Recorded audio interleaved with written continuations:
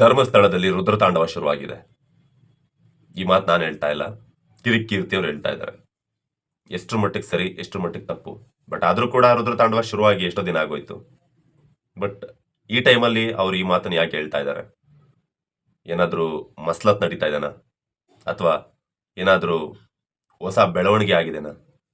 ಎಲ್ಲದಕ್ಕಿಂತ ಹೆಚ್ಚಾಗಿ ಇತ್ತೀಚೆಗೆ ಅಂದರೆ ಇವತ್ತಿನ ದಿನ ಬೆಳಗ್ಗೆ ಅಪ್ಲೋಡ್ ಮಾಡಿದಂಥ ವಿಡಿಯೋ ಬೈಟ್ಸ್ಗಳಲ್ಲಿ ಕಿರಿಕೀರ್ತಿ ಅವರ ಒಂದೆರಡು ಮಾತುಗಳನ್ನ ನಾನು ಅಬ್ಸರ್ವ್ ಮಾಡಿದೆ. ಅದು ತಪ್ಪಾ ಸರಿನಾ? ಹಾಗೆ ಕಿರಿಕೀರ್ತಿ ವರ್ಸಸ್ ಭೈರಪ್ಪ ಹರೀಶ್ ಈ ಒಂದು ಕನ್ವರ್ಸೇಷನ್ ನಡೀತು, ಮಾತಿನ ಜಟಾಪಟಿ. ಅದರಲ್ಲಿ ಅವ್ರು ಮಾತಾಡಿದ ಎಷ್ಟು ಮಟ್ಟಿಗೆ ಸರಿ, ಎಷ್ಟು ಮಟ್ಟಿಗೆ ತಪ್ಪು, ಯಾರು ಗೆದ್ರು, ಯಾರು ಸೋತರು, ಯಾರು ಸರಿಯಾಗಿ ಮಾತಾಡಿದ್ರು, ಯಾರು ತಪ್ಪಾಗಿ ಮಾತಾಡಿದ್ರು. ನೆಕ್ಸ್ಟ್ ಇನ್ನೂ ಒಂದು ವಿಡಿಯೋ ಬೈಟ್ ಸಿಕ್ಕಿತ್ತು ನನ್ನ ಇನ್ಸ್ಟಾಗ್ರಾಮಲ್ಲಿ. ಮಾಡೋದು ಬೇಡ ಅಂದ್ಕೊಂಡೆ, ಬಟ್ ಮಾಡದೆ ಇರೋಕ್ಕಾಗ್ತಾ ಇಲ್ಲ. ಆ ವಿಡಿಯೋ ಬೈಟಲ್ಲಿ ನನಗೆ ಯಾಕೋ ಒಂದು ಸಣ್ಣ ತಪ್ಪುಗಳು ಕಾಣಿಸ್ತು. ಅದಕ್ಕೋಸ್ಕರ ಕಿರಿಕೀರ್ತಿ ಅವ್ರ ಬಗ್ಗೆ ಆ ಒಂದು ವಿಡಿಯೋ ಮಾಡಲೇಬೇಕು, ಅದ್ರ ಬಗ್ಗೆ ಮಾತಾಡಲೇಬೇಕು ಅಂತ ವಿಡಿಯೋ ಮಾಡೋಕ್ಕೆ ಶುರು ಮಾಡಿದೆ. ಮೊದಲನೇದಾಗಿ ಕಿರಿಕೀರ್ತಿ ಅವರು ಇವತ್ತಿನ ದಿನ ಬೆಳಿಗ್ಗೆ ಒಂದು ವಿಡಿಯೋ ಅಪ್ಲೋಡ್ ಮಾಡ್ತಾರೆ, ರುದ್ರತಾಂಡವ ಶುರುವಾಗೋದ್ರಲ್ಲಿದೆ ಅಂತ. ಶುರು ಆಗಿರ್ಬೋದು, ಆಲ್ರೆಡಿ ಶುರುವಾಗಿದೆ, ಶುರುವಾಗಿ ಎಷ್ಟೋ ದಿನಗಳಾಗಿದೆ. ಏನಪ್ಪ ಆ ಒಂದು ಬೆಳವಣಿಗೆ? SIT ತನಿಖೆ ನಡೀತಾ ಇದೆ, ಏನೂ ಸಿಕ್ಕಿಲ್ಲ. ಆದರೆ ಈ SIT ತನಿಖೆಯಲ್ಲಿ ಭೀಮಾ ತೋರಿಸಿದಂಥ ಪಾಯಿಂಟ್ಗಳಲ್ಲಿ ಏನೂ ಸಿಕ್ಕಿಲ್ಲ. ಯಾವುದೋ ಒಂದು 6ನೇ ಪಾಯಿಂಟಲ್ಲಿ ಏನೋ ಸಿಕ್ತು. 12, 13 ಅಂತ ಹೇಳಿ 17 ಗುಂಡಿಗಳು ಹತ್ತತ್ರ ತೆಗಿಸಿದಂಥ ಪುಣ್ಯಾತ್ಮ ಯಾರು? ನಮ್ಮ ಭೀಮಾ.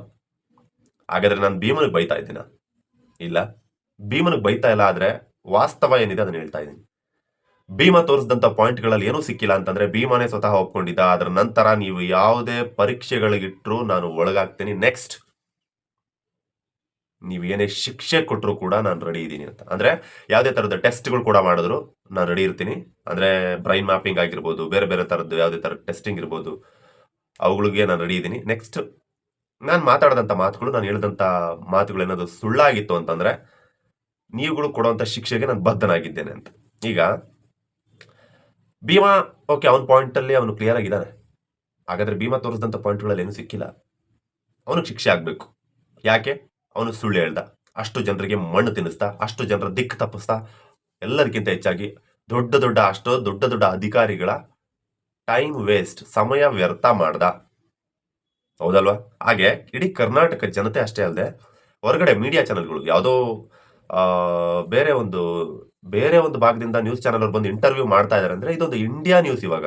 ಹಾಗಾದರೆ ಇಡೀ ಇಂಡಿಯಾದಲ್ಲಿರ್ತಕ್ಕಂಥ ಜನರಿಗೇನೆ ಮಣ್ಣು ತಿನ್ನಿಸ್ದ, ಮಕ್ಕರ್ ಮಾಡ್ದ. ಹಾಗಾದರೆ ಭೀಮನಿಗೆ ಶಿಕ್ಷೆ ಆಗಬೇಕು. ಸರಿ, ಆಗಲಿ. ಹಾಗಾದರೆ ಭೀಮನಿಗೆ ಶಿಕ್ಷೆ ಯಾಕಾಗಬೇಕು? ಸುಳ್ಳು ಹೇಳ್ದ, ಜನರನ್ನ ಬಕ್ರ ಮಾಡ್ದ ಅಂತೇಳಿ. ಸುಳ್ಳು ಹೇಳಿದ್ದಕ್ಕೆ ಭೀಮನಿಗೆ ಶಿಕ್ಷೆ ಆಗಬೇಕು ಅನ್ನೋದಾದರೆ ಆ ಒಂದು ಸುಳ್ಳು ಹೇಳಿರ್ತಕ್ಕಂಥ ಲೀಸ್ಟಲ್ಲಿ ಮತ್ತೆ ಬೇರೆಯವರು ಇದ್ದಾರೆ. ಅದು ಯಾರಪ್ಪ ಅಂತಂದರೆ ನ್ಯೂಸ್ ಚಾನೆಲ್ಗಳಲ್ಲಿ. ಭೀಮಾ ಯಾವಾಗ SIT ತನಿಖೆನ ಶುರು ಮಾಡಿಕೊಂಡು SIT ಅಧಿಕಾರಿಗಳ ಜೊತೆಗೆ, ಆಗ ಲೈವಲ್ಲಿ ಬಂದು, ನ್ಯೂಸ್ ಚಾನೆಲ್ಗಳಲ್ಲಿ ಬಂದು, ಯೂಟ್ಯೂಬ್ಗಳಲ್ಲಿ ಬಂದು ಎಷ್ಟು ಜನ ಬಾಯ್ ಬಡ್ಕೊಂಡ್ರು, ಎಷ್ಟು ಜನ ಹೌದು ಆ ಒಂದು ಕಾಡಲ್ಲಿ ಭೀಮಾ ಹೇಳ್ದಾಗೆ 100 ಶವಗಳು ಸಿಕ್ಕೇ ಸಿಗುತ್ತೆ, ಅದಕ್ಕೆ ನಾವು ಸಾಕ್ಷಿ ಇದ್ದೀವಿ. ಯಾಕೆ ಅಂತಂದ್ರೆ ಪೋಸ್ಟ್ ಮಾರ್ಟಮ್ ನಾವೇ ಎಷ್ಟೋ ಬಾಡಿಗಳಿಗೆ ಅಲ್ಲೇ ಹೋಗಿ ಮಾಡಿದೀವಿ ಅಂತ ಹೇಳಿದ್ದಾರೆ. ನಾವು ಪೋಸ್ಟ್ ಮಾರ್ಟಮ್ ಮಾಡಿದಂಥ ಎಷ್ಟೋ ಬಾಡಿಗಳು ಅದೇ ಒಂದು ಜಾಗದಲ್ಲಿ ಹೂತಾಕಿದ್ದಾರೆ. ಇದು ಸತ್ಯ. ಯಾಕೆ ಅಂತಂದ್ರೆ ದೇವಸ್ಥಾನದ ಆಸುಪಾಸಲ್ಲಿ ಯಾರಾದರೂ ಆತ್ಮಹತ್ಯೆನ ಮಾಡಿಕೊಂಡ್ರೆ ಅಥವಾ ಗುರುತು ಪರಿಚಯ ಇಲ್ಲದೆ ಇರ್ತಕ್ಕಂಥ ವ್ಯಕ್ತಿಗಳು ಬಂದಲ್ಲಿ ಸತ್ತೋದ್ರೆ ಅವರುಗಳಿಗೆ ಈ ರೀತಿ ಒಂದು ಕೆಲಸಗಳು ನಡೀತಾ ಇತ್ತು. ಸೊ ನಾವುಗಳೇ ಎಷ್ಟೋ ಬಾಡಿಗಳಿಗೆ ನಾವು ಹೋಗಿ ಒಂದು ಪೋಸ್ಟ್ ಮಾರ್ಟಮ್ ಮೂಲಕ ಅಲ್ಲೊಂದು ಪ್ರೊಸೀಜರ್ ನಡೆದಿದ್ದು ನಮಗೆ ಗೊತ್ತಿದೆ, 100 ಸಿಗ್ತವೆ ಅಂತ ಹೇಳಿದ್ರು. ಹಾಗಾದ್ರೆ ಭೀಮಾ ಹೇಳ್ದಾಗೆ 100 ಸಿಗ್ತಿಲ್ಲ ಅಂತಂದ್ಮೇಲೆ ಇವ್ರುಗಳು ಹೇಳ್ದಾಗ 100 ಸಿಗ್ತಿಲ್ಲ. ಹಾಗಾದ್ರೆ ಇವ್ರನ್ನೂ ಒಳಗಡೆ ಹಾಕಿ, ಯಾಕಂದ್ರೆ ಇವ್ರು ಹೇಳಿದ್ದು ಸುಳ್ಳಲ್ವಾ? ಹಾಕಿ TV ನ್ಯೂಸ್ಗಳಲ್ಲಿ ಕುತ್ಕೊಂಡು ಯಾವ ಡಾಕ್ಟರ್ ಏನು ಮಾತಾಡಿದ್ರು, ಯಾರು ಪೋಸ್ಟ್ ಮಾರ್ಟಮ್ ಮಾಡಿದೀವಿ ಅಂತಂದೇಳಿ ಯಾರ್ಯಾರು ಮಾತಾಡಿದ್ರು, ಇವರೆಲ್ಲರನ್ನು. ಯಾಕಂದ್ರೆ ಅವ್ರು ಹೇಳಿದ್ದು ಕೂಡ ಸುಳ್ಳಾಗಿದೆಯಲ್ವಾ? ಅವ್ರು ಹೇಳಿದ್ದು ಕೂಡ ಭೀಮಾ 13 ಪಾಯಿಂಟ್ಗಳನ್ನ ಓಪನ್ ಮಾಡೋದಕ್ಕಿಂತ ಮುಂಚೆನೇ ಅಲ್ವಾ ಅವರು ಕೂಡ ಹೇಳಿದ್ದು. ಹಾಗಾದ್ರೆ ಹೊದ್ದು ಒಳಗಡೆ ಹಾಕಿ, ಭೀಮನ ಒಳಗಡೆ ಹಾಕ್ತಿರ ಅನ್ನೋದಾದ್ರೆ ಇವ್ರನ್ನ ಒಳಗಡೆ ಹಾಕಿ. ಅಷ್ಟೇ ಅಲ್ಲ, ಆ ಒಂದು ಊರಲ್ಲಿ ಹೌದು ಈ ಜಾಗದಲ್ಲಿ ಸಿಕ್ಕೇ ಸಿಗ್ತವೆ. ಯಾಕೆಂದ್ರೆ ನಾವು ಇಲ್ಲೇ ಬದುಕ್ತಾ ಇರೋದು. ಇಲ್ಲಿ 100 ಅಲ್ಲ 100ಕ್ಕಿಂತ ಜಾಸ್ತಿ ಸಿಗ್ತವೆ. ಯಾಕೆ ಅಂತಂದ್ರೆ ನಾವು ಇದೇ ಊರವರು, ನಮ್ಗೆ ಗೊತ್ತು. ಎಷ್ಟೋ ಗುರುತು ಪರಿಚಯ ಇಲ್ಲದವ್ರನ್ನ ಈ ಭಾಗದಲ್ಲೇ, ಈ ಕಾಡಲ್ಲೇ ಹಾಕಿದ್ದಾರೆ ಅಂತ ಹೇಳಿದ್ರು. ಹಾಗಾದ್ರೆ ಅವ್ರು ಹೇಳಿದಾಗಾದ್ರೂ ಅಟ್ಲೀಸ್ಟ್ 100 ಸಿಗ್ಬೇಕಾಗಿತ್ತಲ್ಲ. ಭೀಮಾ ಹೇಳಿದ್ ಸುಳ್ಳು ಅನ್ನೋದಾದ್ರೆ ಆ ಊರ್ ಜನ ಹೇಳಿದ್ದು ಸುಳ್ಳೆ. ಈ ಟಿವಿಲಿ ಬಂದು ಬಾಯ್ ಬಿಡ್ಕೊಂಡ್ರಲ್ಲ ಇವ್ರು ಹೇಳಿದ್ದು ಸುಳ್ಳೆ. ಹಾಗಾದ್ರೆ ಇಷ್ಟು ಜನ ಒಟ್ಟಿಗೆ ಯಾಕೆ ಸುಳ್ಳು ಹೇಳ್ತಾರೆ? ಥಿಂಕ್ ಮಾಡಿ ನೋಡಿ. ಇಷ್ಟು ಜನ ಸುಳ್ಳು ಹೇಳಿಲ್ಲ, ಸತ್ಯನೇ ಹೇಳಿದಾರೆ. ಆದ್ರೆ ಕಾಡು ಬದಲಾಗಿದೆ. ಒಂದೇ ಒಂದು ಲೈನಲ್ಲಿ ಉತ್ತರ ಕೊಟ್ಟಿದ್ದೀನಿ. ಈಗ ನೆಕ್ಸ್ಟ್ ಪಾಯಿಂಟ್ಗೆ ಬಂದ್ರೆ, ಕಿರಿಕೀರ್ತಿ ಅವರ ಒಂದು ಪಾಯಿಂಟ್ ಇವತ್ತಿನ ದಿನ ಬೆಳಿಗ್ಗೆ ಒಂದು ಅಬ್ಸರ್ವ್ ಮಾಡಿದಂಥ ಒಂದು ವಿಡಿಯೋ ಬೈಟಲ್ಲಿ ಅವರು ತುಂಬಾ ಚೆನ್ನಾಗೇ ಮಾತಾಡಿದ್ದಾರೆ. ಇವತ್ತಿನ ಬೆಳಿಗ್ಗೆ ಅಪ್ಲೋಡ್ ಮಾಡಿದಂಥ ವಿಡಿಯೋ ಬಗ್ಗೆ ನನಗೆ ನೋ ಕಮೆಂಟ್ಸ್, ಚೆನ್ನಾಗಿ ಮಾತಾಡಿದ್ದಾರೆ, ಇಷ್ಟ ಆಯಿತು. ಒಂದಷ್ಟು ಪಾಯಿಂಟ್ಸ್ಗಳೆಲ್ಲನೂ ತುಂಬ ಚೆನ್ನಾಗೇ ಇದೆ. ನಾನು ಧರ್ಮಸ್ಥಳದ ಪರ, ಸೌಜನ್ಯ ಪರವೂ ಕೂಡ ಅಂತ. ಓಕೆ, ಅದು ಇನ್ನೊಂದು ಚಾನಲ್ಗೆ ಇಂಟರ್ವ್ಯೂ ಅಂತ ಕೊಡಬೇಕಾದ್ರೆ ಅಲ್ಲಿ ಒಂದು ಕಡೆ ಮಾತಾಡ್ತಾ ಹೇಳ್ತಾ ಇದ್ದಾರೆ, ನಾನು ಸೌಜನ್ಯ ಪರವೂ ಹೌದು, ಧರ್ಮಸ್ಥಳದ ಪರವೂ ಹೌದು ಅಂತ ಹೇಳ್ತಾ ಇದ್ದಾರೆ. ಇಲ್ಲಿ ಈಗ ನಾನು ಕೂಡ ಹೇಳ್ತಾ ಇದ್ದೀನಿ, ನಾನು ಧರ್ಮಸ್ಥಳದ ಪರ ಅಂತ ಹೇಳ್ತೀನಿ, ಆದರೆ ಸೌಜನ್ಯ ಪರ ಅಂತಲೂ ಹೇಳ್ತೀನಿ. ಆದರೆ ಈ ಸೌಜನ್ಯ ಕೇಸಲ್ಲಿ ನಾನು ಧರ್ಮಸ್ಥಳ, ಆ ಟೆಂಪಲ್, ಆ ವಿಚಾರ ತಗೊಂಡೇ ಬರೋದಿಲ್ಲ. ತಗೊಂಡು ಬರಲ್ಲ ನಾನು. ಏನಕ್ಕೆ ತಗೊಂಡ್ಬರ್ಲಿ? ಸೌಜನ್ಯ ಕೇಸ್ ಬೇರೆ, ದೇವಸ್ಥಾನದ ಕೇಸ್ ಬೇರೆ. ನಾನು ಯಾಕೆ ಈ ಕೇಸಲ್ಲಿ ದೇವಸ್ಥಾನ ತಗೊಂಡ್ಬರ್ಲಿ? ಸಂಬಂಧ ಇಲ್ಲ ಇದು. ಆ ರೀತಿ ತಗೊಂಡ್ ಬಂದು ಯಾರು ತುರುಕ್ತಾರೋ ಅವರು ಇಂಟೆನ್ಷನಲಿ ಒಳಗಡೆಯಿಂದ ಆ ದೇವಸ್ಥಾನದ ಹೆಸರನ್ನು ಹಾಳು ಮಾಡ್ತಾ ಇದಾರೆ ಅಂತ. ಅಂಥವ್ರ ಮೇಲೆ ನನಗೆ ಸಿಟ್ಟಿದೆ. ಬಟ್ ಈಗ ಇನ್ನೊಂದು ವಿಡಿಯೋ ಬೈಟಲ್ಲಿ ಈಗ ಮಾತಾಡ್ತಾ ಭೈರಪ್ಪ ಅವ್ರ ಜೊತೆ ಜಗಳ ಆಡ್ತಾ, ಭೈರಪ್ಪ ಹರೀಶ್ ಅವ್ರ ಜೊತೆ ಜಗಳ ಆಡ್ತಾ ಕಿರಿಕೀರ್ತಿ ಅವ್ರ ಒಂದು ಮಾತು ಹೇಳ್ತಾರೆ. ಏನಪ್ಪ ಅಂತಂದ್ರೆ, ಸರಿ ಆಯಿತು, SIT ತನಿಖೆಯಲ್ಲಿ ಭೀಮಾ ತೋರಿಸಿದಂಥ ಪಾಯಿಂಟ್ಗಳಲ್ಲಿ ಏನೂ ಸಿಕ್ಕಿಲ್ಲ.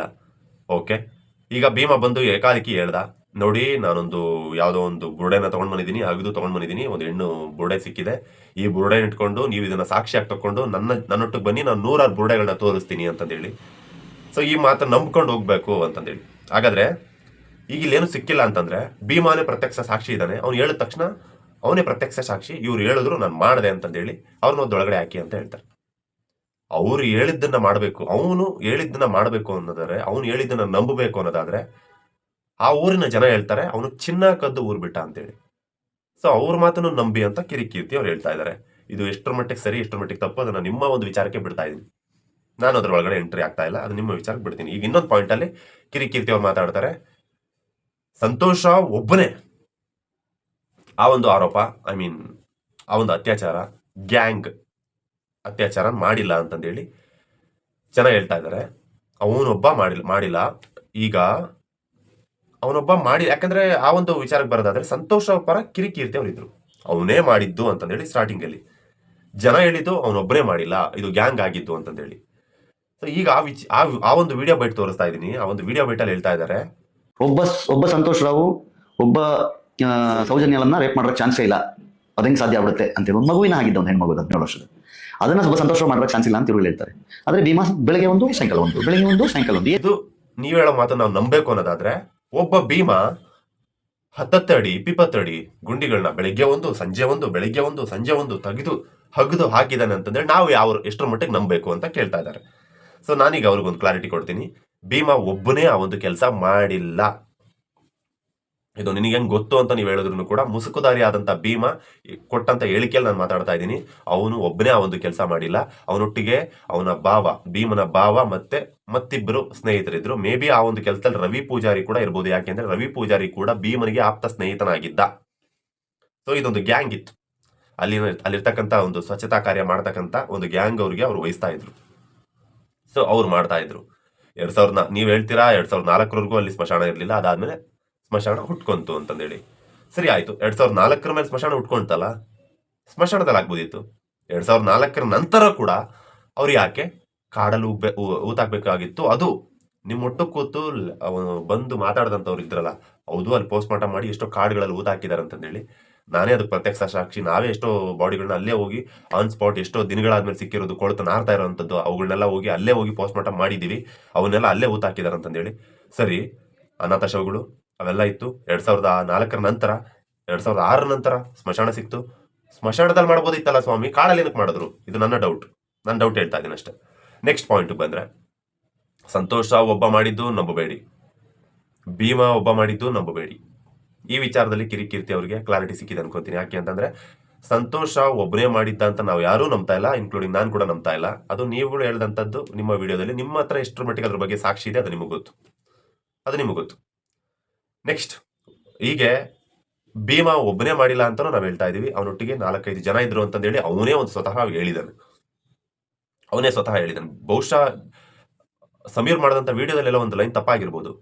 ಭೀಮಾ ಒಬ್ಬನೇ ಈ ಒಂದು 106 ಎಣೆಗಳನ್ನ ಹಾಕಿದ ಅಂತ ಬಹುಶಃ ಅದೊಂದು ಲೈನ್ ತಪ್ಪಾಗಿರ್ಬೋದು, ನನಗೆ ಗೊತ್ತಿಲ್ಲ. ನಾನು ಅಷ್ಟು ಡೆಪ್ತ್ ಆಗಿ ನನಗೆ ನೆನಪಿಲ್ಲ. ಬಟ್ ಸ್ವತಃ ಮುಸುಕುದಾರಿ ಭೀಮಾ ಹೇಳಿದ ಮೇಲೆ ನನಗೆ ಗೊತ್ತಾಗಿದ್ದು 4-5 ಜನ ಸೇರಿ ಆ ಒಂದು ಕೆಲಸಗಳನ್ನ ಮಾಡ್ತಾ ಇದ್ರು. ಹಾಗಾಗಿ 106 ಬೆಳಿಗ್ಗೆ ಒಂದು ರಾತ್ರಿ ಒಂದು ಆಗಿರ್ಬೋದು. ದುಡ್ಡುಗೋಸ್ಕರ ಏನಾದ್ರು ಮಾಡ್ತಾರೆ. Work is work. ದುಡ್ಡು ಕೊಡ್ತಾರೆ ಅಂತಂದ್ರೆ ಮಾಡಬೇಕು. ನಮ್ಮ ಮೇಲಿರೋರು ಆರ್ಡರ್ ಮಾಡ್ತಾರೆ ಅಂದ್ರೆ ಮಾಡಲೇಬೇಕು. ಅದು ಆ ಒಂದು ಬಾರ್ಡರ್ ಆ ರೀತಿ ಲಾಕ್ ಆದಾಗ ಮಾಡಲೇಬೇಕಾಗುತ್ತೆ. ನೆಕ್ಸ್ಟ್ ಕೊನೆಯ ಒಂದು ಪಾಯಿಂಟ್ಗೆ ಬಂದ್ರೆ, ಇದೇ ಕಿರಿಕೀರ್ತಿ ಅವರು ಒಂದಷ್ಟು ವಿಡಿಯೋಗಳನ್ನೆಲ್ಲ ಇಟ್ಕೊಂಡು ಮಾತಾಡಿದೆ. ಯಾವ್ಯಾವ ರೀತಿ ಎಲ್ಲ ಮಾತಾಡಿದ್ರು ಅಂತಂದೇಳಿ ಭೀಮನ ಬಗ್ಗೆ ನಾನು ಕ್ಲಾರಿಟಿ ಕೊಟ್ಟೆ. ಈಗ ನ್ಯೂಸ್ ರಿಪೋರ್ಟಲ್ಲಿ ಬಂದು ಬಡ್ಕೊಂಡ್ರಲ್ಲ ಅವ್ರಗಳಿಗೂ ನಾನು ಕ್ಲಾರಿಟಿ ಕೊಟ್ಟೆ. ಈಗ ನಾನು ಕಿರಿಕೀರ್ತಿ ಅವ್ರ ಹತ್ರ ಕೇಳ್ಕೊಳ್ಳೋದು ಏನಂತಂದ್ರೆ, ನನಗೆ ನಿಮ್ಮ ಮೇಲೆ ಸಿಟ್ಟಿಲ್ಲ. ನಾನು ಯಾಕಂದ್ರೆ ನಿಮ್ಮ ಒಂದು ಬದಲಾವಣೆಯ ವಿಡಿಯೋ ನೋಡಿದಾಗಲೇ ನನಗೆ ಕ್ಲಾರಿಟಿ ಸಿಕ್ತು. ಬಟ್ ಆಗಾಗ ಬರ್ತಕ್ಕಂಥ ಮಾತುಗಳಲ್ಲಿ ನಾನು ಒಂದಷ್ಟು ಅಬ್ಸರ್ವ್ ಮಾಡ್ತಾ ಇರ್ತೀನಿ ಅವರ ವಿಡಿಯೋಗಳಲ್ಲಿ. ಏನೋ ಆಕ್ಚುಲ್ ಆಗಿ ಅವರು ಧರ್ಮಸ್ಥಳದ ಪರವಾಗಿ ನಿಂತಿರೋದ್ರಿಂದ ನಮ್ಗಳಿಗೆ ಕೆಟ್ಟವರಾಗಿ ಕಾಣಿಸ್ತಾ ಇದ್ದಾರೆ. ಆ್ಯಂಡ್ ಒಂದು ಸಲ ಒಬ್ಬ ವ್ಯಕ್ತಿ, ಒಬ್ಬ ಯೂಟ್ಯೂಬರ್ ಒಂದು ಪರವಾಗಿ, ಒಂದು ವರ್ಗದ ಪರವಾಗಿ ಮಾತಾಡಿ ಮತ್ತೆ ಅಪೋಸಿಟ್ ಅವನು ರಿಯಲೈಸ್ ಆದ ಅಂತಂದ್ರೆ ಅಪೋಸಿಟ್ ಅವ್ನು ಮಾತಾಡೋದಕ್ಕೆ ಆಗಲ್ಲ. ಯಾಕೆ ಅಂತಂದ್ರೆ ಅಲ್ಲಿ ಅಷ್ಟು ಜನ ಅವನನ್ನ ಅದೇ ಒಂದು ವರ್ಗದಲ್ಲೇ ಅವರು ಇಮ್ಯಾಜಿನ್ ಮಾಡ್ಕೊಂಡಿರ್ತಾರೆ, ರಿಜಿಸ್ಟರ್ ಮಾಡ್ಕೊಂಡಿರ್ತಾರೆ. ಎ ಮತ್ತು ಬಿ ತಂಡ ಅಂದ್ರೆ ನಾನು ಎ ತಂಡದ ಪರವಾಗಿದ್ದೀನಿ ಅಂತಂದ್ರೆ ಸಡನ್ ಆಗಿ ಇವರು ತಪ್ಪಾಗಿದ್ದಾರೆ, ಇವ್ರು ಸರಿ ಇದ್ದಾರೆ ಅಂತ ಗೊತ್ತಾದಾಗ ನಾನು ರಿಯಲೈಸ್ ಆಗಿ ಇಲ್ಲಿಗೆ ಹೋದ್ರೆ ಜನ ನನ್ನನ್ನು ಕೆಟ್ಟವರಾಗಿ ನೋಡ್ತಾರೆ ಅಂತ ಹೇಳಿ ಎಷ್ಟೋ ಜನ ಯೂಟ್ಯೂಬರ್ಸ್ ಚೇಂಜ್ ಆಗ್ತಾ ಇಲ್ಲ. ಅದರಲ್ಲಿ ನೆಗೆಟಿವ್ ಯಾರು ಪಾಸಿಟಿವ್ ಯಾರು ಗೊತ್ತಿಲ್ಲ. ಯಾರು ಗೊತ್ತು, ನಾನು ಮಾತಾಡ್ತಾ ಇರೋ ತಪ್ಪು ಅಂತ ತುಂಬಾ ಜನ ಅನ್ಕೊಂತಾ ಇರ್ತಾರೆ. ಬಟ್ ನನ್ನ ಒಂದು ಕಮೆಂಟ್ ಲಿಸ್ಟ್ಗಳನ್ನ ನೋಡಿದಾಗ ನನಗೆ ಖುಷಿ ಆಗುತ್ತೆ, ಓಕೆ ನಾನು ಒಂದು ಸತ್ಯದ ಪರವಾಗಿದ್ದೀನಿ ಅಂತಂದೇಳಿ. ಹಾಗಾಗಿ ಇದಿಷ್ಟು ನಾನು ಆ ಒಂದಷ್ಟು ವಿಡಿಯೋ ಬೈಟ್ಗಳ ಬಗ್ಗೆ ಮಾತಾಡ್ಬೇಕಂತ ಅನ್ಸಿತ್ತು. ಕಿರಿಕೀರ್ತಿ ಅವರ ವಿಡಿಯೋಗಳನ್ನ ನೋಡಿದೆ, ಅದಕ್ಕೋಸ್ಕರ ಮಾತಾಡ್ಬೇಕಂತ ಅನಿಸ್ತು. ಇನ್ನು ನೆಕ್ಸ್ಟ್ ಪಾಯಿಂಟ್ಗೆ ಬಂದ್ರೆ, ಇದೇ ಭೀಮಾ ನೆಕ್ಸ್ಟ್ ಏನ್ ಮಾಡ್ತಾನೆ ಅಂತಂದೇಳಿ ಯಾರಿಗೂ ಗೊತ್ತಿಲ್ಲ. ಬಟ್ ನೆಕ್ಸ್ಟ್ ಪ್ರೊಸೆಸ್ ಏನಾಗುತ್ತೆ ಅಂತಂದ್ರೆ, ಭೀಮನ ವಿಚಾರದಲ್ಲಿ ಭೀಮನಿಗೆ ಬ್ರೈನ್ ಮ್ಯಾಪಿಂಗ್ ಮಾಡ್ತಾರೆ. ಇದಂತೂ ಸತ್ಯ, ಬ್ರೈನ್ ಮ್ಯಾಪಿಂಗ್ ಮಾಡ್ತಾರೆ. ನೋಡೋಣ ಅದನ್ನ ಹೊರತುಪಡಿಸಿ ಬೇರೆ ಏನಾದ್ರು ಟೆಸ್ಟ್ಗಳಿದೇನಾ ಅಂತೇಳಿ, ಇಲ್ಲ ಡೈರೆಕ್ಟ್ ಆಗಿ ಅವನಿಗೆ ಶಿಕ್ಷೆ ಕೊಡ್ತಾರ, ಏನಾದ್ರು ಪನಿಷ್ ಮಾಡ್ತಾರ, ಗೊತ್ತಿಲ್ಲ. ಸೊ ಇದಿಷ್ಟು ನಾನು ಮಾತಾಡ್ಬೇಕಂತ ಬಂದಂತ ಒಂದಷ್ಟು ವಿಚಾರಗಳು. ತುಂಬಾ ಮಾತಾಡ್ಬೇಕಂತ ಅನ್ಕೊಂತೀನಿ, ಬಟ್ ಟೈಮ್ ಸಾಲಲ್ಲ.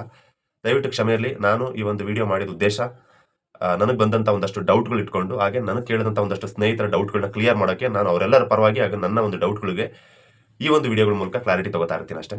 ಈ ಒಂದು ವಿಡಿಯೋ ಯಾರಿಗೂ ಹರ್ಟ್ ಮಾಡೋದಕ್ಕೋಸ್ಕರ ಅಲ್ಲ, ಸ್ವತಃ ಒಂದು ನ್ಯಾಯದ ಪರವಾಗಿ ಈ ಒಂದು ವಿಡಿಯೋ ಇರುತ್ತೆ. ಯಾವುದಾದ್ರೂ ಒಂದು ಸಣ್ಣ ಪುಟ್ಟ ತಪ್ಪುಗಳಾದಾಗ ಅದನ್ನ ಕ್ವಶ್ಚನ್ ಮಾಡಬೇಕು ಅಂತ ಅನ್ಸೋ ಒಂದು ಕಾರಣಕ್ಕೋಸ್ಕರ ನಾನು ಕ್ವಶ್ಚನ್ ಮಾಡಿದ್ದೀನಿ. ಯಾರಿಗಾದ್ರೂ ರೈಟ್ ಆಗಿದ್ರೆ ದಯವಿಟ್ಟು ಕ್ಷಮಿಸಿ. ಮತ್ತೆ ಮುಂದಿನ ವಿಡಿಯೋದಲ್ಲಿ ಸಿಗ್ತೀನಿ. ನಾನು ನಿಮ್ಮ ರಘುವರ್ಯ. ಅಲ್ಲಿವರೆಗೂ ನನ್ನ ಒಂದು ಚಾನಲ್ RVK ಸ್ಟುಡಿಯೋಸ್ನ ಸಬ್ಸ್ಕ್ರೈಬ್ ಮಾಡಿಕೊಂಡು ನೋಟಿಫಿಕೇಶನ್ ಬೆಲ್ ಬಟನ್ ಆನ್ ಮಾಡ್ಕೊಂಡು ಕಾಯ್ತಾ ಇರಿ. ಮತ್ತೆ ಸಿಗೋಣ. Love you all.